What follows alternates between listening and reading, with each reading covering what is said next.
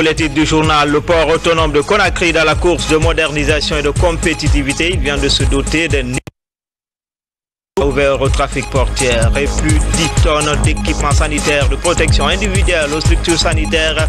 C'est un don du Canada à la Guinée dans le cadre de l'éradication du virus Ebola dans le pays. Enfin, le report de la rentrée des classes pour cause d'Ebola occasionne les cours de répétition à domicile, histoire de maintenir le niveau des enfants pendant ces vacances prolongées. Voilà pour les titres. Encore une fois, bonsoir et bienvenue. Le chef de l'État a procédé au lancement des travaux de récolte d'un domaine rizicole de 500 hectares à Denkin, c'est dans la préfecture de Boké, dans cette partie de la Guinée. Les potentialités agricoles et minières se bousculent à Denkin. Ce domaine est exploité depuis 15 ans et les récoltes sont essentiellement destinées aux indigènes. Solide Kira a jeté un regard sur le double potentiel minier et agricole de la région. Images et témoignages. JPO Aquarius, ce tout nouveau bateau commercial long de 217 mètres vient d'accoster ce matin à Conakry. À son bord, plus de 2000 conteneurs, des équipements pour Qualita et des produits alimentaires. Ce premier porte a accosté avec réussite grâce à la réalisation de ce quai Poste 12 par le groupe Bolloré à travers Conakry Terminal. Nous avons tenu nos engagements. Nous avions promis que ce quai serait livré le 1er novembre. Le navire est arrivé le 2 novembre. Donc, pari tenu. Reste maintenant à terminer les travaux de terre-plein de quai qui permettra à la plateforme portuaire de Conakry de jouir d'un outil extrêmement performant avec un linéaire de quai porte-container Roro de 600 mètres de long, un tirant d'eau de 13 mètres et un terre-plein de près de 20 hectares. L'objectif, c'est pour ne pas être en retard par rapport aux autres ports de la sous-région et ne pas devenir un port secondaire.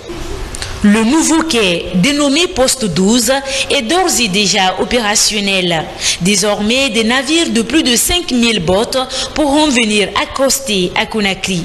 Le quai permettra au port autonome de Conakry d'être plus compétitif en accueillant les grands navires réservés jusque-là aux ports de Dakar et d'Abidjan. Nous avons procédé à la pose de la première pierre au mois de décembre 2012. Jour pour jour, ça nous fait 660 jours aujourd'hui. Voilà un navire qui est déjà à quai. C'est pour pouvoir dire aux Guinéens, un investisseur aussi sérieux qui respecte ses engagements comme Bolloré au port, je n'en ai jamais vu. Aujourd'hui, je pense bien qu'on ne parlera plus de congestion, on ne parlera plus de temps d'attente des navires en rade. Débuté en 2012, la construction de cet ouvrage a coûté plus de 47 millions d'euros, soit environ 47 milliards de francs guinéens. L'inauguration est prévue le 17 novembre prochain par le chef de l'État. Vous l'avez compris, c'était plutôt le port autonome de Conakry dans l'élan du renouveau. Il vient juste de se doter d'un nouveau quai. Il s'agit du quai Poste 12. C'est le geste. C'est le groupe Bolloré qui est l'initiateur. Ainsi, ce quai pourrait accueillir des grands navires. Et déjà, vous l'avez vu dans ce reportage, le premier navire vient d'accoster. Nous revenons sur cet élément. Le chef de l'État a procédé au lancement des travaux de récolte d'un domaine rizicole de 500 hectares à Denkin. C'est dans la préfecture de Boké. Dans cette partie de la Guinée, les potentialités agricoles et minières se bousculent à Denkin. Ce domaine est exploité depuis 15 ans et les récoltes sont essentiellement destinées aux indigents. Solide Kira a jeté un regard sur le double potentiel minier agricole de la région. Images et témoignages. Boké est une zone minière par excellence. La région recèle les plus grandes réserves mondiales de bauxite avec 12 millions de tonnes. Mais c'est l'agriculture qui emploie plus de la moitié de la population. Cette plaine de 500 hectares est aménagée dans le district de Denkin, à 15 km de la commune urbaine de Boké. Elle est l'œuvre de l'opérateur économique Mamadou Bailo Diallo, PDG de la société de pêche Sibourouma. Depuis 15 ans, il s'investit dans la riziculture et autres cultures maraîchères. Les produits de récolte sont essentiellement destinés aux populations de la localité. Mon activité principale, c'est la pêche industrielle. Mais en 2002, j'ai débrouillé, j'ai un tracteur, etc. L'année-là, on a fait 1500 hectares que j'ai donné à la population. Donc depuis cette date, je continue à faire chaque année la même chose. Pourquoi? Parce que l'initiative, c'était pour aider mes parents et les villageois. L'exploitation de cette plaine constitue une importante source d'emploi pour la jeunesse de la localité. Plus de 50 jeunes sont directement engagés aux différents niveaux de la chaîne de production, tandis que 150 femmes sont recrutées pour les activités de vannage. Elles bénéficient d'une rémunération de 15 000 francs jour, soit 450 000 francs le mois. Depuis 2003, on a commencé à cultiver ici. Il y a au moins 12 variétés dans le champ. Mais cette année, avec l'aménagement, parce que c'est l'année passée que l'aménagement a été fait, donc à partir de l'aménagement, là, on commence à avoir un peu de résultats, mais quand même le rendement cette année-là, il est vraiment extraordinaire. Ces différentes actions prouvent à suffisance que la Guinée peut bien atteindre la souveraineté alimentaire à travers une politique agricole orientée vers l'excellence. Cette plaine de Denquin a une production estimée à 3000 sacs de 100 kg chaque année. Pour encourager cet opérateur économique dans ses initiatives, le chef de l'État a décidé en personne de lancer la récolte ici au titre de la campagne agricole 2014.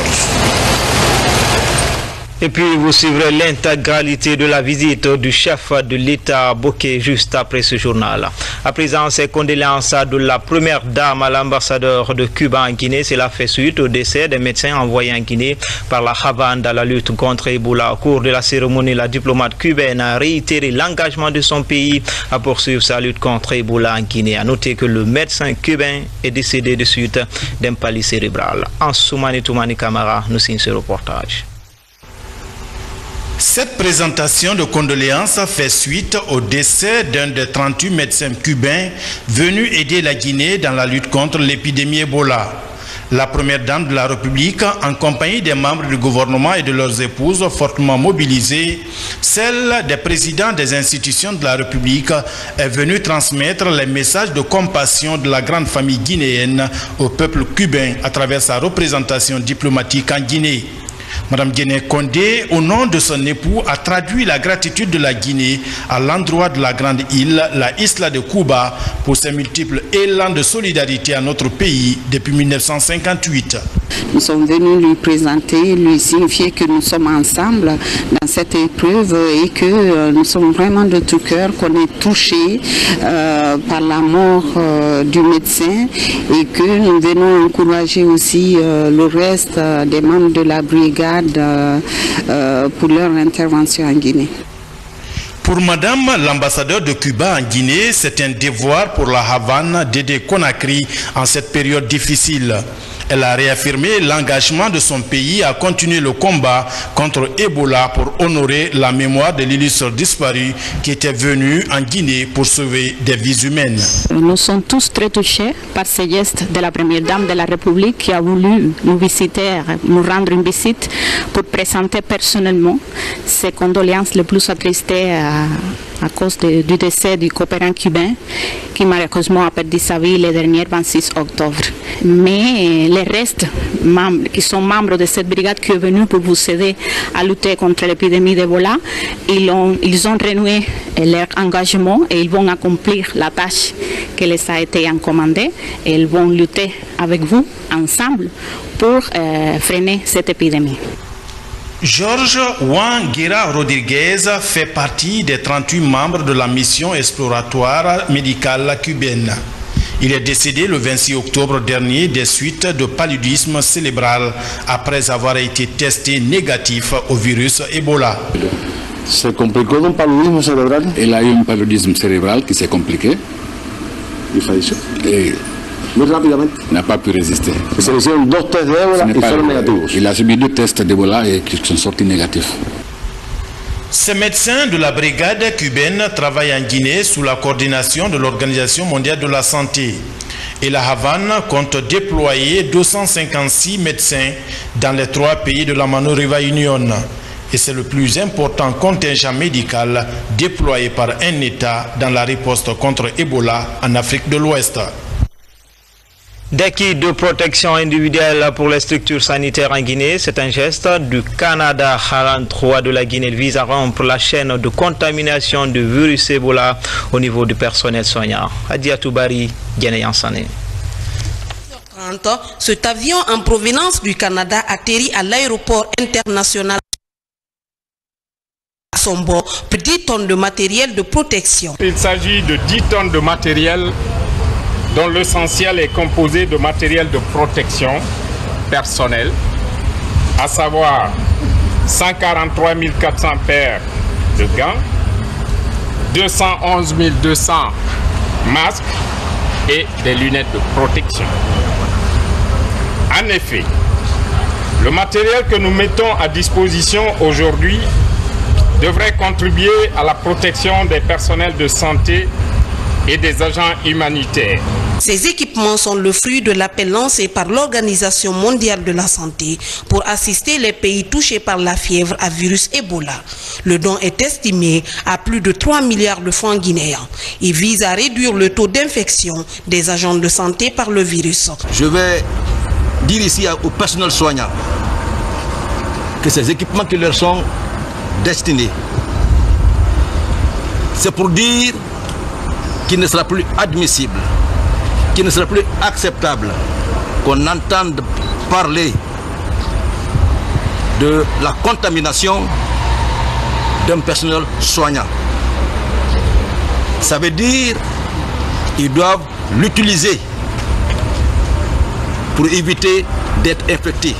Nous remercions le gouvernement canadien, les structures en charge de la gestion, à savoir le ministère de la Santé et la Cellule nationale de la coordination, feront une utilisation judicieuse de ces équipements. À travers cet important lot de matériel de protection personnelle, le Canada s'engage auprès de la Guinée dans sa politique de riposte accélérée contre la maladie à virus Ebola. Cette brève en image, tout est bien qui finit bien avec la fin de cette période d'observation pour le personnel médical de la clinique Ambroise Paré. L'on se rappelle au début du mois d'octobre, 3 personnes avaient été infectées par le virus Ebola. Ils sont tous guéris et la clinique annonce la réouverture de ses portes aux patients. Nous y reviendrons plus en détail dans nos prochaines éditions d'information. À Kissidougou, l'Union des femmes de la Guinée forestière s'implique dans la lutte contre le virus Ebola. Dans cette préfecture située au sud de la Guinée, les populations ont déjà adopté les mesures sanitaires. Reportage à Kissidougou, Abdoulaye Ngelande Diallo. À Kissidougou, la lutte contre Ebola reste une préoccupation majeure. Dans plusieurs foyers, des kits sont installés afin de permettre à chacun de se laver les mains. Un des moyens de lutte contre l'épidémie. C'est le cas de cette famille Keita. Ici, le respect des mesures préventives est obligatoire. Et toute personne qui doit franchir cette porte-là vient d'abord se laver les mains avant de venir. Et ensuite, même les membres de la famille, avant de franchir la famille. Dans cette préfecture, des cas d'Ebola ont été enregistrés et vite maîtrisés. Grâce à l'action entre la population et les spécialistes de Kissidougou. À l'heure actuelle, la fièvre Ebola est sous contrôle à Kissidougou. Très tôt, nous avons suspecté cette maladie parce que sur le terrain, nous n'avons jamais constaté une telle maladie dans notre pays et on sait de l'équipe du district sanitaire que cette maladie se rapproche à la fièvre Ebola. Pour accompagner cette initiative des populations dans la lutte contre Ebola, l'Union des femmes de la Guinée forestière vient de mettre à leur disposition un lot de matériel sanitaire. Nous avons pris l'initiative d'organiser une journée de collecte de fonds et de matériel et des kits d'hygiène. Donc, à la suite de ça, nous sommes déplacés pour aller voir la première dame qui nous a appuyés et toutes les personnes de bonne volonté. À travers cette opération, l'ONG entend rompre définitivement la propagation du virus. Prochaine étape, les préfectures de Guékédou et Macenta, 2 villes fortement touchées par l'épidémie. En plus des campagnes de communication, la RTG s'engage dans la lutte contre le virus Ebola en Guinée à l'image de ce geste symbolique du directeur général de ce média de service public qui vient d'offrir des kits sanitaires aux élèves d'une école primaire de Fria, une école dans laquelle Yamoussa Sidibé a fait ses tout premiers pas. Thierno Ousmane Diallo, de retour de Fria. Aucun cas d'Ebola n'est signalé dans la préfecture de Fria depuis l'apparition de la maladie. Un acquis qu'il faut préserver en encourageant le respect des mesures d'hygiène. À l'école primaire Sabender, un ancien élève donne le ton et invite ses concitoyens à ne pas baisser la garde. Yamoussa Sidibé, journaliste et actuel directeur général de la RTG Koloma, a effectué son cycle primaire ici. En cette période où la Guinée est confrontée à un problème de santé publique, le professionnel des médias ne reste pas indifférent. Il offre des kits sanitaires et du chlore pour une rentrée scolaire sans Ebola. Je me retrouve dans mon refuge, je me retrouve dans mon enfance. Je pense à tous les enseignants accompagnés dans cette école. Je voudrais leur rendre hommage. Comme le dit dans nos langues, quand le tonnerre gronde, chacun prend sa tête. J'ai appris, comme tout le monde, qu'il y a eu de graves maladies qui font des ravages dans le pays. J'ai pensé à là où je suis né. J'ai pensé à ceux qui m'ont donné l'envie de rêver, l'envie d'être. J'ai pensé à cette école. Donc, j'ai collecté ce que vous voyez là pour l'envoyer dans cette école primaire de Sabender. Pour permettre une bonne rentrée scolaire dans cette école, pour que les élèves puissent venir en bonne santé et retourner chez eux en bonne santé. Je souhaite surtout qu'au moment de l'ouverture, que Ebola ne soit qu'un souvenir. Son geste est ici perçu par beaucoup comme un signe de reconnaissance à l'endroit des habitants de Fria. Il y a de cela plus de 30 ans qu'il a quitté cette école. Pour autant, il a prouvé qu'il n'a pas oublié là où il a fait ses premiers pas dans sa formation scolaire. Franchement, je suis dépassé. Je suis très ému. Nous comptons sur nos amis qui sont à Conakry à l'extérieur, qui verront ces images, de faire comme Yamoussa Sidibé. Fria en a besoin aujourd'hui. Toute la population est très ravie de ce don et s'il plaît Allah, nous allons toujours continuer à nous mettre à l'avant-garde de cette épidémie. Après ce don, Yamoussa Sidibé entend lancer des actions de mobilisation afin de venir en aide à cette école en contribuant à la modernisation des infrastructures construites depuis 1960. Il importe de signaler que l'école primaire de Sabender à Fria possède un effectif de 839 élèves. Dans le Bouré, c'est l'association des jeunes pour l'éducation et la protection de l'environnement qui distribue des kits sanitaires aux citoyens de Balandougou pour éradiquer Ebola. Et l'ONG Ciné qui de sensibilisation sur le virus Ebola. Le condensé, c'est avec Marie-Angélique Bangoura et Younoussa Tawel Kamara. L'Association des jeunes pour l'éducation et la protection de l'environnement, en plus de ses activités, s'implique dans la lutte contre Ebola. Elle offre des kits sanitaires composés de savon et de chlore à la population de Balandougou, un district de Sigiri, zone aurifère par excellence. Donc nous demandons à chacun de respecter l'hygiène, de laver les mains avec savon au chlore. L'Ebola ne se transmet pas dans l'air. Nous nous félicitons de l'organisation des présentes cérémonies car elles nous permettront de découvrir le mal du siècle. Dans son nom, Ebola crée la terreur et la désolation au sein de l'humanité toute entière. L'ONG Ciné Zoom Guinée entend aussi apporter sa contribution dans la lutte contre la fièvre hémorragique à virus Ebola. Cette structure cinématographique a présenté aux médias 2 spots de sensibilisation sur le virus Ebola, les mesures préventives contre cette maladie et l'acceptation des équipes de sensibilisation dans les différentes localités sont entre autres messages véhiculés dans ces spots. Le message, c'est un peu ça. Dire quand vous ne vous sentez pas bien, ne cachez pas. La première personne qui doit sentir que vous n'êtes pas bien, c'est votre femme. Si vous venez, vous avez la fièvre ou vous avez vomi, vous n'informez pas votre femme. Donc c'était un peu ça pour dire quand vous arrivez chez vous, vous ne vous sentez pas bien ou vous trouvez quelqu'un qui est malade, il faut qu'il aille à l'hôpital. Parce que 100% des gens qui ont réussi à s'en sortir, c'est à l'hôpital. Cette campagne de distribution et de sensibilisation va s'élargir dans les autres préfectures du pays. ce pour protéger les populations contre les risques de contamination du virus. Autre titre de l'actualité, le report de la rentrée des classes occasionne les cours de répétition à domicile, une manière de maintenir l'élan des enfants, et pendant ce temps, les autorités du système éducatif sont en conclave pour explorer toutes les solutions pour éviter que le virus ne passe par l'école. Mabintila Issouma. Les cours à domicile, c'est l'occupation de Mohamed Touré. Il débute toujours par des explications détaillées sur les moyens de prévention du virus Ebola. L'emploi du temps est ensuite déroulé. Aujourd'hui, leçons de géographie pour les grands du collège et séances de lecture pour les petits. Le programme est en retard par rapport à 2 mois d'absence sans aller à l'école. Donc il faut porter un coup de main aux élèves.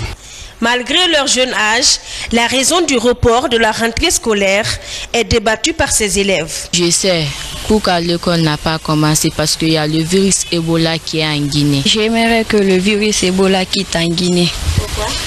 Parce que quand le virus Ebola ne quitte pas en Guinée, on ne va plus à l'école, les gens seront malades.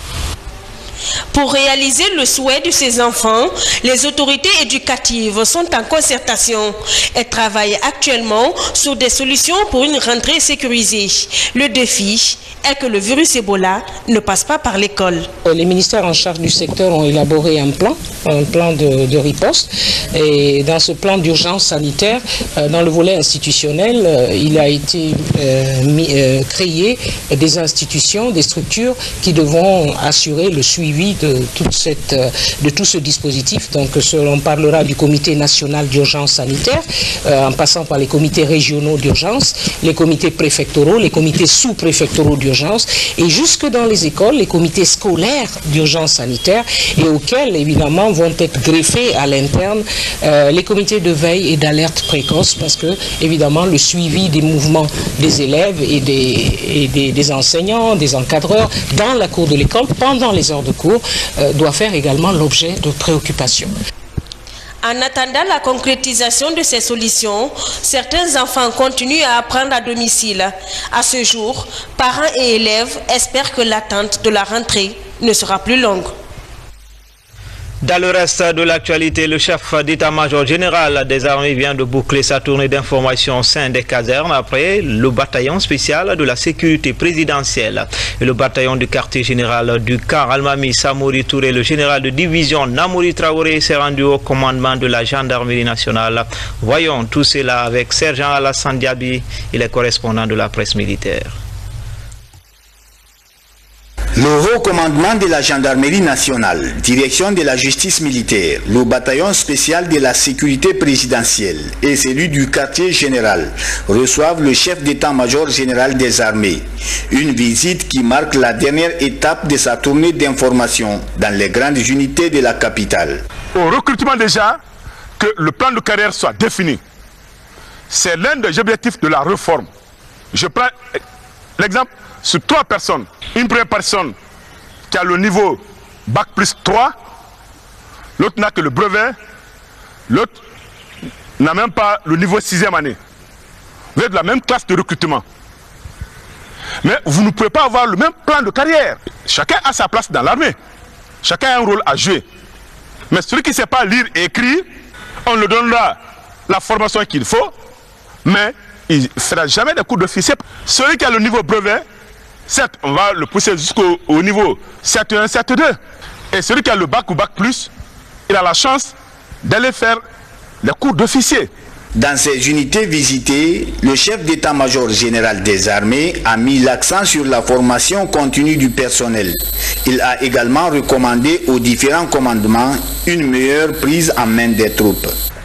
Tous les centres d'instruction et les écoles militaires sont activés. Et le niveau de formation des hommes est relevé. Mais pour maintenir ce cap,